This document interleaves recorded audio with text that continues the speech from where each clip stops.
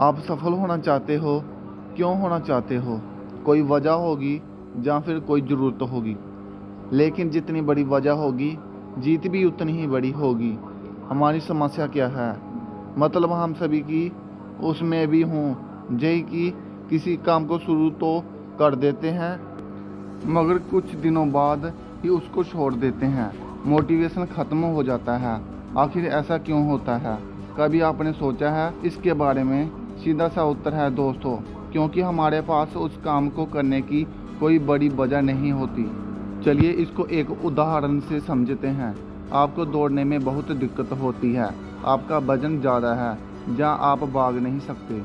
कोई आपसे कहे कि 500 मीटर भाग कर दिखाओ, आप मना कर दोगे क्योंकि कोई वजह नहीं है।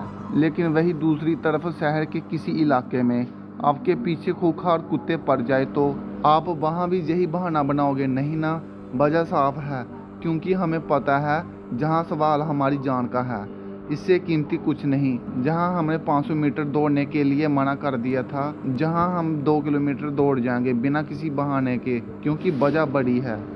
जितनी बड़ी वजह उतनी बड़ी जीत। एक बात बताऊं, सफलता के लिए एक ही चीज़ चाहिए, दांव पर क्या लगेगा।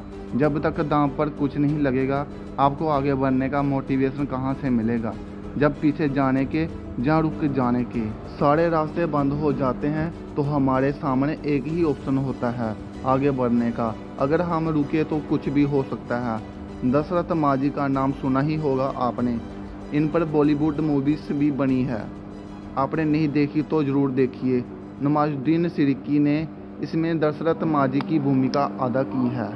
22 साल लगा दिए साहेब, लेकिन एक सैनी और हथौड़े से विशाल पहाड़ तोड़ डाला, चीर डाला। क्यों? क्योंकि दुनिया पागलों ने बदली है। और वजह बड़ी थी। जब उनकी पत्नी गर्भवती थी तो ज़्यादा जात का कोई साधन नहीं था, उस पहाड़ को क्रॉस करते हुए आगे बढ़ना था। लेकिन बीच में ही वो हार मान गई और माझी को छोड़कर चली बसी। तभी माझी ने ठान लिया कि मुझे जहाँ रास्ता निकालना है। और 22 साल लगे लेकिन सफल हुए। मजबूत इच्छा शक्ति के साथ सफल हुआ जा सकता है। उनको राष्ट्रीय सम्मान के साथ नवाजा गया।